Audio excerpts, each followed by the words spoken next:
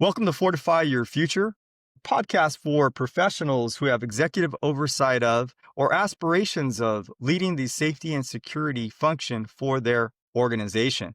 I am your host, Ken Carrasco, and joining me today on the podcast is Bryan Banta. Welcome, Bryan. Thanks, Ken. Glad to be here. Well, hey, Bryan, this is our final episode, the fifth in this series. And for those individuals who are just tuning in and haven't actually had an opportunity yet to listen to the other four episodes, can you sort of bring us up to speed? This is based upon a book, a guide that you've written, that you've authored, Leadership Uncomplicated, for those that are unaware at this point. But bring us up to speed on the first four elements, and then we'll get into this session, this topic, which is building relationships. Sure. Sounds good. So yeah, thank you. It's great to be back. Really enjoyed the other sessions. So we've really outlined these sessions around the five main core areas within the book, which has been great. And we started off talking about strategic alignment, really the necessity to understand that before you do anything to execute as a leader, you have to be aligned with the vision, strategy, and goals of your organization, team, department, company, etc. And then we spent some time talking about delivering results.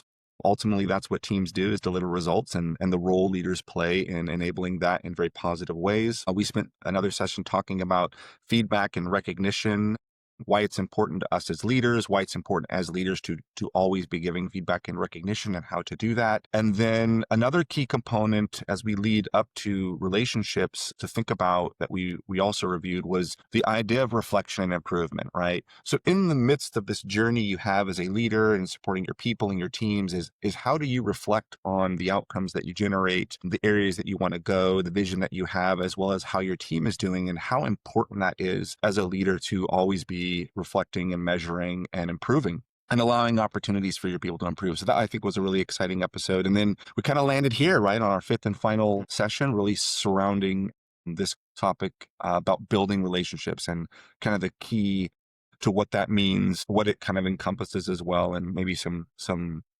nice tips and tricks around, what to be thinking about as a leader when you think about the importance of connecting with others and building relationships. Yeah, well, I'll tell you, I was recently on a panel, and it was a next generation symposium where I participated on the panel. And one of the questions they had for me was, what would you tell your 25-year-old self, if you had the opportunity to go back? And no question for me, the number one thing that I would do is, if in that scenario, is really, really focus in on building relationships, because now, fast forward through my career, I understand the importance of it.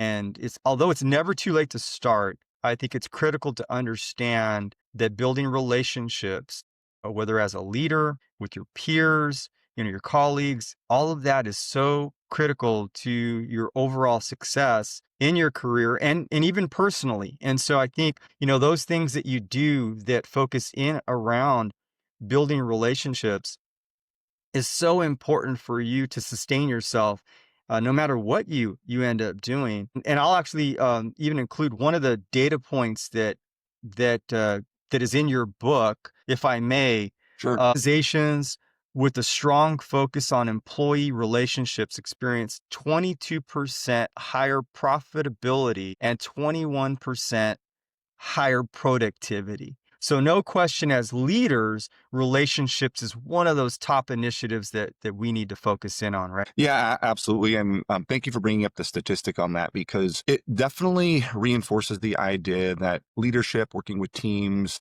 ultimately the relationships and focusing on your people, focus on the product, the service, etc. There's a direct correlation to revenue and success and productivity, right? There's no question. So building relationship is certainly important from the revenue standpoint, the productivity standpoint, the engagement standpoint. Managers that lean in more and build more relationships with their people see an substantial increase in engagement with folks as well.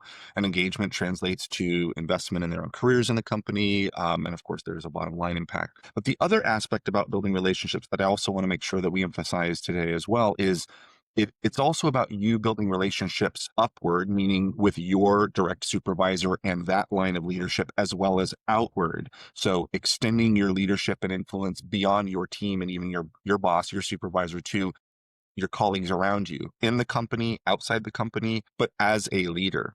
I agree completely as well. We've all heard the old saying, it's not what you know, it's who you know. We kind of all heard that. But nowadays, with all the technology that we have that allows for connectivity to others, we absolutely should be leaning into that. And I would agree. I think the relationships built, whether it was by chance or by design in your career, I have also found in my journey that those were sort of almost the secret weapons, if you will, that led to many successes and even just getting to know some phenomenal other human beings.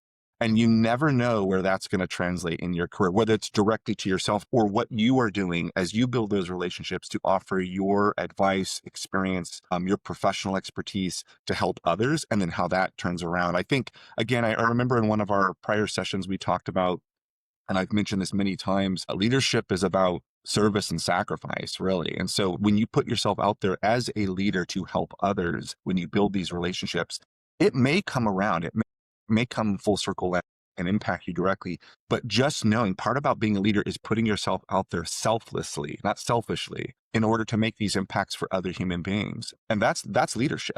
Right? It isn't always about you. It isn't always about, I do this so that I can get this. It's you do this because it's the right thing for your people, for others. And I think this idea of leaning into building relationships is very powerful. And I would love to see more leaders take your advice of going back and giving, years ago and telling yourself, hey, lean into this more, so you can start to develop an approach that fits well with you so that it is more by design. You are designing a path forward to, even if it's uncomfortable, lean into building relationships than waiting for it to happen just by chance. Like be a part of actively pursuing that. And not everyone you come, I mean, human beings are, it's amazing, right? I mean, being in a leadership role is almost like being in a psychologist role. I mean, you're dealing with human behavior. And so you're going to meet all types of folks, which is really exciting.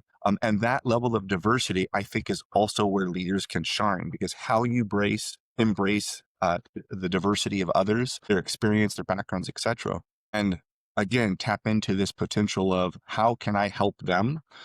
I don't know. I've just had some amazing opportunities. I've met some phenomenal people that maybe when you're looking at your immediate circle, you probably never would have, really had the opportunity to know. In fact, I remember a story back in our Cisco days. I remember we were doing an event at Moscone in San Francisco, and I remember I think it was technology related sort of symposium around bringing everyone together to talk about what Cisco's working on technology wise. And I'll never forget, one of the big outcomes that was expressed that I witnessed was some of the most amazing ideas that came forward didn't come from the actual engineering leadership. It came from leaders beyond that, the finance, the marketing, like other folks that were there. And it was because you lean into the diversity of other leaders, other teams, other people, build those relationships, invite them in, include them in those conversations. You get to meet some phenomenal folks. And sometimes the best ideas come from the circles of individuals beyond your domain of expertise, right? So really exciting. And again, there's so many opportunities today to leverage technology to find people. Right. And I would encourage Yeah. folks, leaders, if you're on LinkedIn, some of these other social media platforms, and individuals reach out to you, of course, go through a normal vetting process of people who are reaching out to you online. But if they're in industry, known by others, or they're part of the network, I would encourage meetups, get to know folks. If you, especially nowadays where you can interact like this, and it's very convenient, if they happen to be local or visiting, or you're visiting, you can really, take the time to meet, grab coffee, tea with folks and sit down with them. It's a lot of fun. You meet some great Yeah. people. So Yeah. Yeah, no, I mean, and those are great suggestions, of course. I think for individuals like myself, I consider myself, introvert, because this is really about developing genuine relationships, right? It's the idea is not just superficially working with folks, but really having deep connections with them, developing, things that are important relative to trust, so that in terms of leadership, your employees really feel like my manager or my senior leader is really engaged with my success here in my role. And I think, that's so important that we recognize that as leaders.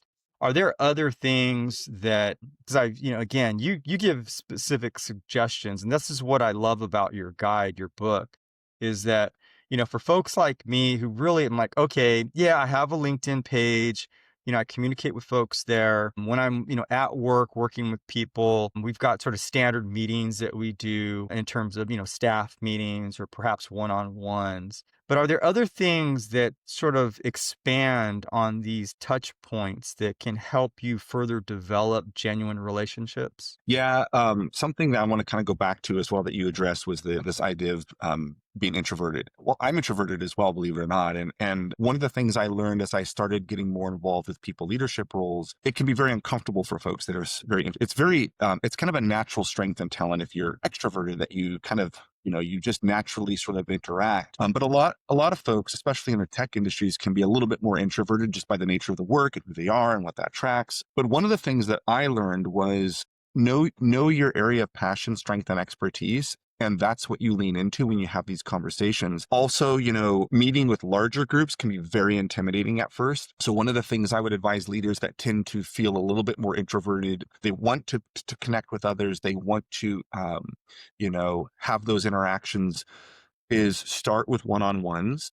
Start with requesting, 15 minutes of someone's time just to meet and greet. I have never found in a professional environment and even networking outside with other professionals that people will just flat out deny the opportunity to meet and greet with folks. The opportunity for you to do that in a small setting where it's just you and one other individual can be very helpful, and then sort of grow on that, where maybe small groups, maybe you'll never get to where I like being in a room with 200 people when I'm speaking to them. That might be difficult. I recognize that. But part of being a strong people leader is the ability to communicate and have these relationships, whether it's with your team, your peers, other folks. So if it's uncomfortable, lean into this process of starting small. So it's a core strength of yours, making it easier for you to talk about, and then just keep the audience small. So offering your support as you connect with others gives you at least a sense of confidence that, hey, I kind of know what I'm talking about, and they're going to be eager to talk with me about it. But you leverage that to build that relationship. And if you're very extroverted and you're getting into people leadership, then use that strength to again get out there and sit with folks and meet with them and just be human with other human beings. Start to embrace that more. Doesn't have to be perfect, right? Human beings Mhm. need perfection. In fact, vulnerability is another superpower of great leaders. You don't have to have all the answers. You don't have to feel comfortable. The fact that you're there, that you're having the conversation, that's often enough to get things started. Well, if that person is opening up and wants to have that conversation, I love being able to help create the environment that says, hey, I'm so glad we're here talking, and it gets uncomfortable. You can really play a role in making it less uncomfortable, and then people open up, and then you have like lifelong colleagues and friends that you create. It's really quite amazing. But again, it means tapping into that the human element of what it means to be human, to communicate with those that are and are not like you, and that open dialogue is so important. So I would encourage a small audience if it's uncomfortable for you or you're branching out, and then follow through. One of the things I would recommend is follow through with those conversations, reach back out at regular intervals, make sure you're it's not just a one-off situation that you, when you follow up, you send that message. You really did enjoy the conversation. You would like to continue that relationship. You're not just doing it for some other thing and then you're off and running. So follow through is very important as well. Is that helpful? Yeah, absolutely. I think again, well stated and certainly, resonates with me in terms of, my experiences. What would you say, um, we've talked about mentorship earlier in the discussions that we've had. And in terms of how does mentorship play a role in your opinion in terms of building relationships? I mean, do you see that as a separate what's your guidance when it Yeah, comes to that? that's a great question. I don't see them as being mutually exclusive. I think mentorship, being a mentor or a mentee, absolutely is pouring fuel into this whole idea of building relationships. One, if you're a mentor, building these relationships with mentees is phenomenal because, again, you go back to sharing your knowledge and expertise to help them grow. As a mentee, a good example is like, hey, I'm introverted. I want to branch out more as a leader. How to do it? You can leverage your mentor. So, absolutely, it is all part of the overall journey of trying to go from a smaller network to a larger network, an uncomfortableness around talking with others to being more comfortable. Absolutely. And if you enjoy being a mentor, I often see opportunities as you get to sort of the top of a learning curve where you have established some expertise. take that opportunity, because there are those sort of apprentices below you that would love to sit down and be mentored by you, whether it's technology, communication, business, whatever area you're in, security. Take folks under your wing. That's a direct ability to build your network, allow them growth, and sort of pay it forward as well. Mentor programs, and if you have a mentor program in your organization, absolutely take advantage of that. Mentors can be phenomenal. Be a mentor. If your organization does not have a mentor program, maybe explore the idea of creating one. Even if it's just a sort of bootstrap grassroots opportunity. I've seen many organizations and teams do that. They're great because it's tapping directly into this idea of create, nurture, build relationships, and how that translates into opportunity.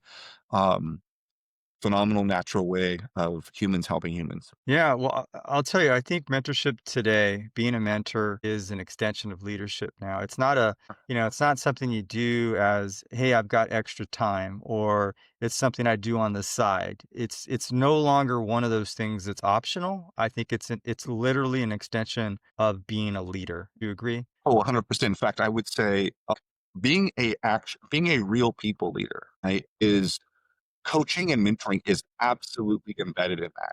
Whether you recognize it or not, that's absolutely part of being a real people leader. And I think in the past we've drawn a distinction between management, and leadership. And you've heard me say many times before that all leaders still have to know how to manage, but not all managers will lead, right? And that's Hmm. exactly what you're talking about. These aspects, these components, mentorship, coaching, are very, very, very key to being a great leader. And if you kind of got into the role of a leader and didn't realize, oh, this comes with the part of the package, that's okay. That's why I wrote this book. That's why we have these conversations. That's why you want to build relationships. Seek out a leader mentor to help you build those muscles.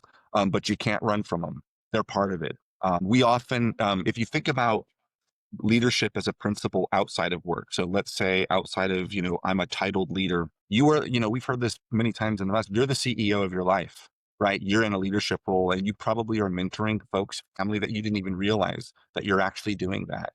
Because that is part of leadership. I agree with you 100%. And it's something that is, I think, all too often overlooked, or it's just this vague concept out there that folks can be so focused on management. But it's a great call out that you just made. It's embedded. It's part of it. Again, lean into it. Yeah, well, and I think some of the challenges, I think, with building relationships, especially if you have several direct reports, is that you naturally have different personalities, right? You're dealing with different individuals and different levels of comfort, let's say, in terms of people that are going to be open, I guess, to developing a connection, or I won't use the word closer relationship, but building a productive relationship is probably a better word. Are there any suggestions you have, tips, anything for situations where, as a leader, you've come across perhaps an individual that you're challenged with in terms of that understanding of what you're trying to do and accomplish, as you go down the path and take some of your guidance and suggestions and start applying them. Oftentimes people will respond or react differently in terms of the things that you're attempting to do. Is there anything in particular for situations where you seem to be having a little bit of trouble maybe making a similar connection with one or some individuals, rather than the rest of the team is being sort of open? They understand what you're trying to do and accomplish as you continue to grow and develop sort of this cohesiveness with your team. But you always kind of sort of find yourself with a person or two that seem a little bit challenging. In your experience, are there anything are there any suggestions that you have that have helped you over the years, perhaps get a little bit closer, maybe perhaps, fine tuning something or understanding that, look, not everybody's the same. We're all different. Our perception of things is different based upon, our own experiences. Is there anything rather that you suggest perhaps when you're you're struggling a little bit to perhaps connect with someone in your organization, especially with a direct report.